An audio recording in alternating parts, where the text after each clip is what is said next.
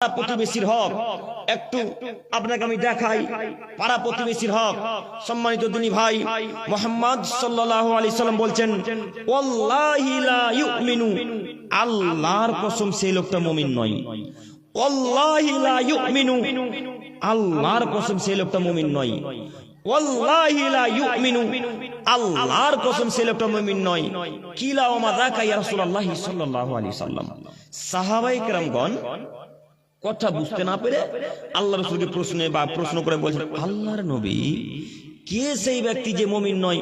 আপনি বারবার বলছেন, আপনি বারবার তাকিদ করে বলছেন, তিনবার বললেন যে সে লোকটা মুমিন নয়, তিনবার বললেন সে লোকটা মুমিন নয়। কে আল্লাহ নবী?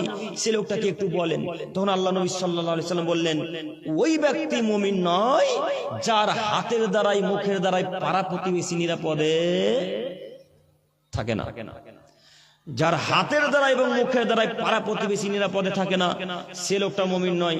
মুরব্বি সাহেব, আপনাকে বলি, আপনি আপনার পাড়া প্রতিবেশীকে দিন রাত গালি দেন আর তাহাজ্জুদ পড়েন, এই তাহাজ্জুদ দিয়ে জান্নাত কিনতে পারবেন না। কেন পারবেন না বলেন তো? যত গালি দিয়েছেন এই গালির নাকি কিয়ামতের মাঠে ওই পাড়া প্রতিবেশীকে দিয়ে দেওয়া লাগবে। তাহাজ্জুদের সালাত আদায় করে যত নেকি অর্জন করেছিলেন, এই সব নেকি কিয়ামতের মাঠে ওই লোকটাকে দিয়ে দেওয়া লাগবে যাকে গালি দিয়েছেন। কথা বুঝেননি? সেই লোকটাকে দিয়ে দেওয়া লাগবে। অতএব আপনি পাড়া প্রতিবেশীর কখনো দুর্নাম এবং গালি করতে পারেন না। আরো একটা কথা উদাহরণ